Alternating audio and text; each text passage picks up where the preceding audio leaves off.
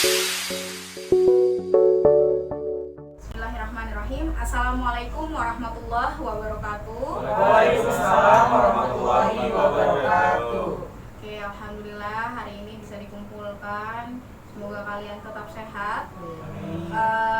Sebelum kita memulai kegiatan pada hari ini, alangkah baiknya kita berdoa sebelum kegiatan ini berjalan ke depannya. Berdoa dengan kepercayaan masing-masing dimulai. Berdoa selesai. Baik, pada hari ini saya akan menjelaskan dan ingin menggunakan salah satu teknik di bimbingan konseling, itu teknik psikodrama. Nah, sebelum kita melakukan teknik itu, alangkah baiknya kita perkenalan terlebih dahulu.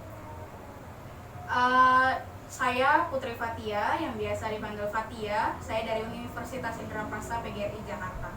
Saya ingin mengenal kalian semua. Mungkin bisa dari sebelah kanan. Nama saya Zilvia, saya dari Lenteng Agung. Nama saya Thomas, saya dari Jakarta. Nama saya Nia, saya dari Depok. Nama saya Aldi Agustiansa dari Depok. Nama saya Reza dari Tubagusa. Oke, Zilvia, Thomas, Nia, Aldi, Reza.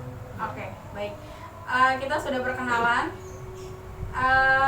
Sebelumnya, di sini saya akan melakukan salah satu layanan bimbingan konseling, yaitu layanan konseling kelompok. Nah, saya menggunakan salah satu teknik yang namanya psikodrama. Psikodrama sebelumnya ada yang tahu itu apa? Belum tahu Ibu. Belum tahu. Oke. Ya. Saya jelaskan terlebih dahulu. Psikodrama itu apa? Psikodrama itu salah satu metode yang di dalam itu adalah bermain peran. Nanti ada yang memerankan salah satu masalah yang yang kita angkat. Itu digunakan dalam psikoterapi. Psikoterapi itu maksudnya kita merasakan apa yang dirasakan oleh teman kita yang nantinya masalahnya kita angkat gitu, dan menggunakan dramatisasi spontan. Jadi pada saat nanti teman kalian menceritakan alur masalahnya, kalian berperan, itu semuanya spontan, tidak ada yang dibuat-buat. Oke, setelah itu ada asas yang kita harus lakukan, itu ada 3. Yang pertama, asas keterbukaan. Kalian harus terbuka, tidak boleh ada yang ditutup-tutupi, harusnya jujur, semuanya harus sesuai dengan masalah yang dialami. Yang kedua itu asas kesukarelaan. Kalian harus rela cerita yang kalian alami atau masalah yang kalian alami itu diceritakan ke teman-teman kalian dan juga tidak ada paksaan. Yang ketiga itu ada asas kerahasiaan. Asas kerahasiaan, apapun yang kita alami di sini, apapun yang kita omongin di sini, masalah apapun yang dibuka oleh teman kita, itu semuanya harus kita rahasiakan. Tidak boleh ada yang tahu di luar kelas ini. Cukup jelas ya? Jelas. Oke, jelas. Di sini saya akan menanya, kita mau angkat masalah siapa, tapi kita harus tanya masalah-masalah yang kalian lagi alami atau yang sudah kalian alami. Boleh dari Zilvia? Ya, kalau masalah saya itu tidak percaya diri ya, karena kadang-kadang saya punya tugas, saya antara lupa atau miscommunication dengan teman. Seperti itu. Terus lanjut. Ya, masalah saya itu adalah saya depresi, Bu. Jadi saya depresi, punya pacar, tapi pacar saya akhirnya menikah sama orang lain gitu. Jadi itu mengganggu pekerjaan saya, kuliah saya seperti itu, Bu. Jadi gimana caranya supaya saya bisa semangat lagi gitu. Lanjut. Kalau saya masalahnya, dulu saya pernah dibohongin juga sama teman saya. Jadi dulu kita pernah bisnis, terus intinya saya dibohongin lah, terus uangnya nggak ada. Luar biasa. Lanjut. Kalau saya ada satu permasalahan yang saya harus selesaikan, yaitu melancarkan public speaking saya di depan umum maupun di kelas, karena di situ yang paling berat untuk menyelesaikan problem saya, karena saya masih butuh berbicara, nanya kayak itu yang saya selesaikan. Kurangnya percaya diri berarti ya. Iya, betul. Lanjut. Kalau saya itu punya permasalahan kayak sering dibully gitu sih, Kak. Oke, Oke, masalahnya cukup sangat berat, banyak. Mungkin dari teman-teman mungkin lebih banyak lagi masalahnya, tapi mungkin ini yang lebih kalian ingin bahas gitu. Mungkin ada yang mau diskusi dulu masalahnya apa, atau yang memang sudah bersedia masalahnya dibahas di pertemuan kali ini. Boleh Bu, saya. Oh, Iya boleh. benar. Benar. Gak apa-apa ya. Iya. Oke, kalau bersedia, coba ceritain dan siapa yang Kak Aldi mau tunjuk yang memerankan di masalah Kak Aldi ini. Jadi ceritanya dalam masalah ini, saya dalam public speaking ini masih gugup, dan untuk permasalahan saya ini ingin mengubah rasa percaya diri itu bangkit. Seperti public speaking saya yang masih melemah dan berbicara dengan kaku. Dan di ceritanya ini saya lagi presentasi berhadapan dengan audiens di depan kelas misalnya kayak gitu. Nah di situ saya bercerita tentang komunikasi itu seperti apa, menjelaskan materi-materi lah yang disampaikan. Cuman diri saya ini masih gugup untuk menyampaikan, masih AAEO dan masih mikir lagi kembali. Dan di situ saya ingin menyelesaikan permasalahan tersebut, solusinya bagaimana, sarannya bagaimana. Itu yang mau diterapkan dalam masalah ini. Mungkin ada yang bersedia untuk memerankan peran Kak Aldi, atau Kak Aldi yang mau tunjuk orang-orang yang ingin bermain? Oke, untuk pemilihan peran menurut saya cuma satu, dan sisanya mungkin jadi bagian audiens atau siswa gitu ya. Iya. Oke, untuk jadi diri saya boleh Eja untuk menjadikan peran saya. Baik, bersedia. Jadi dalam permasalahan saya ini yaitu kurangnya untuk public speaking di depan umum ataupun di depan kelas. Di sini saya ingin menyelesaikan permasalahan saya, yaitu agar saya bisa menjadi yang lebih baik, bisa public speaking tanpa ada rasa gugup dan percaya dirinya ada.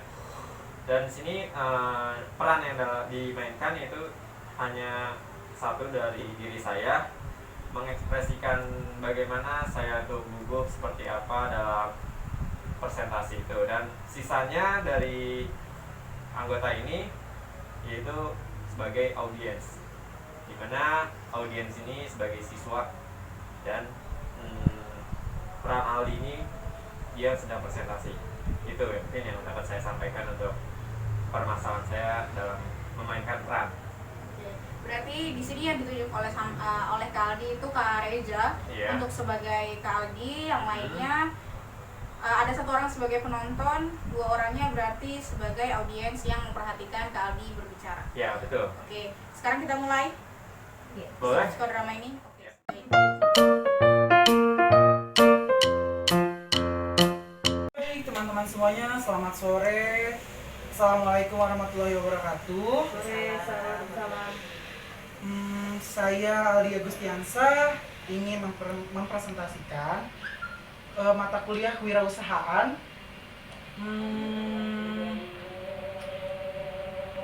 yang bermateri manajemen sumber daya manusia dan manajemen pemasaran.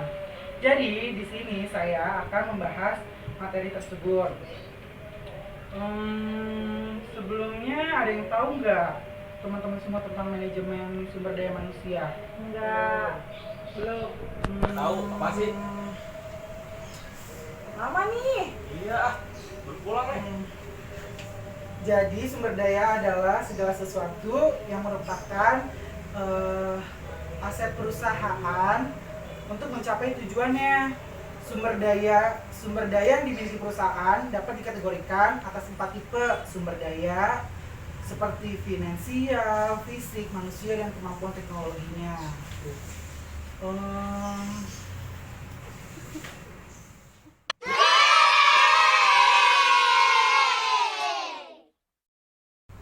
Jadi sudah selesai tadi yang masalah yang diperankan oleh Kak Reza dan teman-teman. Menurut kalian saran untuk Kak Aldi dalam mengatasi rasa cemas atau rasa gugup pada saat presentasi itu menurut kalian apa sih? Kayak gimana gitu? Bu, Iya. yang pertama pastinya harus latihan. bisa di depan kaca atau bisa menghafalkan materi, karena kalau kita udah hafal materi secara otomatis kita akan pede dengan sendirinya apa yang kita bawakan. Yang kedua, kalau misalkan masih belum pede juga bisa nonton YouTube tentang public speaking, atau kalau misalkan belum juga bisa ikut komunitas, itu kan melatih banget tuh. Yang paling penting itu sih ikut kelas public speaking. Biasanya ada orang-orang yang memang expert dalam public speaking, nah dia tuh secara secara keseluruhan gitu ngasih tahu kita tips and triknya public speaking, terus materi-materi yang dibawakan, terus gimana sih kita biar ingat, gimana audiens tuh bisa fokus ke kita gitu. Jadi sebenarnya banyak banget tips and trik untuk public speaking. Mungkin bisa dijadiin acuan untuk Aldi. Baik, terima kasih. Bagus juga sarannya dari Kania. Mungkin ada yang lain memberikan saran? Ya. Kalau yang tadi saya lihat ya, saya sebetulnya tadi Aldi itu ada sih beberapa yang dia sudah menguasai materinya, cuma mungkin kadang-kadang dia lupa gitu ya. Kalau saran saya sih, kalau public speaking itu anggaplah orang yang di depan kita itu teman kita sendiri gitu. Jadi kita kayak ngomong sama orang yang udah kita kenal aja gitu. Jadi nggak usah bingung apa ya, kayak kita menyampaikan sesuatu nih, kita punya informasi ngasih tahu ke dia, oh di sana ada gini-gini loh, bahwa tahu dada tuh enak kayak gini, udah ngasih tahu gitu aja seininya gitu, semapun yang kita tahu. Jadi nggak usah ribet atau gimana gitu. Kalau saran soal tentang materi, nah kan kalau gestur tubuh, kalau misalkan kalau kita agak gugup ya udah aja kaki agak dibuka dikit, terus ya tegak gini nih badannya, ya terus tangan ya kalau memang nggak terlalu gerak ya dipegang gini aja nggak apa-apa gitu. Terus kalau buat sendirinya bisa ngedengerin audio orang lagi ngomong, ya kan banyak dah pokoknya. Yang penting itu secara nggak langsung ya yang saya rasain itu, jadi kayak kalau kita ngomong tuh udah muncul sendiri kata-katanya. Kalau kita nggak banyak dengerin orang ngomong gitu ya, kita seneng gitu apa gitu, jadi tanpa kita, kalau memang ya kalau bisa sih banyak baca. Soalnya kalau banyak baca kosakata kita jadi banyak gitu. Tapi kan kadang-kadang suka males baca, ngantuk gimana gitu. Nah, kalau saya kayak gitu ngehandle-nya pakai dengerin audio sambil santai gitu. Jadi itu kalau kita mau tidur secara nggak langsung masuk ke alam bawah sadar. Jadi tiba-tiba kita kalau ngomong secara nggak langsung mau ngejelasin ya udah pure gitu aja gitu, kayak seakan-akan kita nggak kok bisa ngomong kayak gitu ya gitu. Padahal emang udah kesusun gitu. Nah kayak gitu sih saran saya. Gitu kan, ngerti ya. Oke, Sedikit-sedikit mungkin ada gambaran nanti akan melakukan apa gitu selanjutnya. Baik.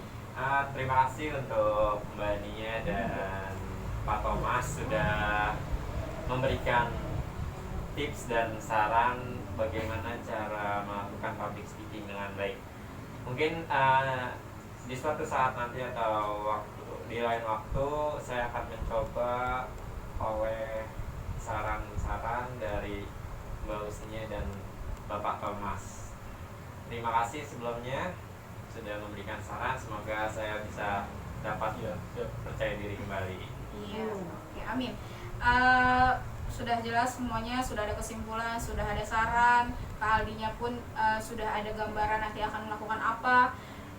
Semoga kegiatan hari ini bisa menjadikan kalian lebih baik lagi, menjadi contoh seperti Kak Aldi, contoh dari teman-temannya. Pasti semuanya mengalami kendala pada saat berbicara di depan audiens gitu kan. Tapi bagaimana kita caranya dalam mengatasi itu aja gitu. Memang semua orang berbeda-beda, tapi intinya kita harus tetap belajar terus. Sekian dari saya, kurang lebihnya saya mohon maaf. Semoga bermanfaat. Kita insya Allah bertemu di lain waktu atau di pertemuan selanjutnya. Kurang lebihnya mohon maaf. Assalamualaikum warahmatullahi wabarakatuh. Waalaikumsalam warahmatullahi wabarakatuh. Pecah telurnya dah. Mantap. Tahu. Nah, sudah jelas tadi gambaran yang diperankan oleh Kak Reza dan teman-temannya. Yang apa yang dirasakan oleh Kak Aldi, kalian sudah merasakan. Jadi gimana Kak Aldi? Apakah sudah merasa lega karena teman-temannya juga merasakan apa yang dirasakan oleh Kak Aldi? Kalau saya sih belum lega karena kan belum ada kesimpulannya. Iya. Iya. Oh gitu. Oke. Ulang lo. Salah lagi. Seharusnya kesimpulan dulu ya. Kalau Aldi kan masalahnya masih berlangsung, berarti bukan kesimpulan tapi saran. Saran Iya. Oh, apa? berarti- Sebenarnya Berarti nggak apa-apa sih, Mas. nanti Iya. nanyanya ke kalian semua dulu. Iya, Maksudnya iya. kalian saran untuk Aldi dalam ini ya udah. Ya nggak apa-apa Iya, sih nanti gitu. nanya ke dia, cuma terbalikin ke kita. Sudah ya, sudah jelas tadi gambaran yang diperankan oleh Kak Reza dan teman-temannya. Yang terjadi Pak Oke. siapa? Jadi sudah selesai tadi yang masalah yang diperankan oleh Kak Reza dan teman-teman. Menurut kalian saran untuk Kak Aldi dalam mengatasi rasa cemas atau rasa gugup pada saat presentasi itu menurut kalian apa sih? Kayak gimana gitu? Bu, Iya. yang pertama pastinya harus latihan. Bisa di depan kaca atau bisa menghafalkan materi, karena kalau kita udah hafal materi secara otomatis kita akan pede dengan sendirinya apa yang kita bawakan. Yang kedua, kalau misalkan masih belum pede juga bisa nonton YouTube tentang public speaking, atau kalau misalkan belum juga bisa ikut komunitas, itu kan melatih banget tuh. Yang paling penting itu sih ikut kelas public speaking. Biasanya ada orang-orang yang memang expert dalam public speaking, nah dia tuh secara secara keseluruhan gitu ngasih tahu kita tips and triknya public speaking, terus materi-materi yang dibawakan, terus gimana sih kita biar ingat, gimana audiens tuh bisa fokus ke kita gitu. Jadi sebenarnya banyak banget tips and trik untuk public speaking. Mungkin bisa dijadiin acuan untuk Aldi. Baik, terima kasih. Bagus juga sarannya dari Kania. Mungkin ada yang lain memberikan saran? Ya. Kalau yang tadi saya lihat ya, sebetulnya tadi Aldi itu ada sih beberapa yang dia sudah menguasai materinya, cuma mungkin kadang-kadang dia lupa gitu ya. Kalau saran saya sih, kalau public speaking itu anggaplah orang yang di depan kita itu teman kita sendiri gitu. Jadi kita kayak ngomong sama orang yang udah kita kenal aja gitu. Jadi nggak usah bingung apa ya, kayak kita menyampaikan sesuatu nih, kita punya informasi ngasih tahu ke dia, oh di sana ada gini-gini loh, bahwa tahu dada tuh enak kayak gini, udah ngasih tahu gitu aja seininya gitu, semapun yang kita tahu. Jadi nggak usah ribet atau gimana gitu. Kalau saran soal tentang materi, nah kan kalau gestur tubuh, kalau misalkan kalau kita agak gugup ya udah aja kaki agak dibuka dikit, terus ya tegak gini nih badannya, ya terus tangan ya kalau memang nggak terlalu gerak ya dipegang gini aja nggak apa-apa gitu.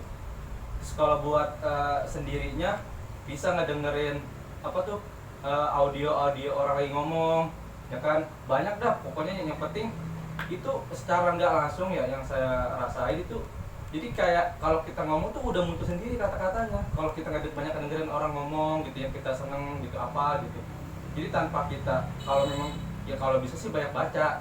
Soalnya kalau banyak baca kosakata kita jadi banyak gitu. Tapi kan kadang-kadang suka males baca, ngantuk gimana gitu. Nah, kalau saya kayak gitu ngehandle-nya pakai dengan audio sambil santai gitu. Jadi itu kalau kita mau tidur secara nggak langsung masuk ke alam bawah sadar. Jadi tiba-tiba kita kalau ngomong secara nggak langsung mau ngejelasin ya udah pure gitu aja gitu, kayak seakan-akan kita nggak kok bisa ngomong kayak gitu ya gitu. Padahal emang udah kesusun gitu. Nah kayak gitu sih saran saya. Gitu Kak, ngerti ya. Oke, Sedikit-sedikit mungkin ada gambaran nanti akan melakukan apa gitu Oke. selanjutnya. Baik. Terima kasih untuk Mbak Nia dan Pak Thomas sudah memberikan tips dan saran bagaimana cara melakukan public speaking dengan baik. Mungkin di suatu saat nanti atau di lain waktu saya akan mencoba oleh saran-saran dari Mbak Usnia dan Bapak Thomas.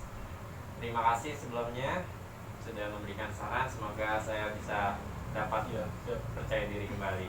Iya, oke, amin. Sudah jelas semuanya, sudah ada kesimpulan, sudah ada saran. Kak Aldinya pun sudah ada gambaran nanti akan melakukan apa. Semoga kegiatan hari ini bisa menjadikan kalian lebih baik lagi, menjadi contoh seperti Kak Aldi, contoh dari teman-temannya. Pasti semuanya mengalami kendala pada saat berbicara di depan audiens gitu kan. Tapi bagaimana kita caranya dalam mengatasi itu aja gitu. Memang semua orang berbeda-beda, tapi intinya kita harus tetap belajar terus. Sekian dari saya, kurang lebihnya saya mohon maaf. Semoga bermanfaat. Kita insya Allah bertemu di lain waktu atau di pertemuan selanjutnya. Kurang lebihnya mohon maaf. Assalamualaikum warahmatullahi wabarakatuh. Waalaikumsalam warahmatullahi wabarakatuh.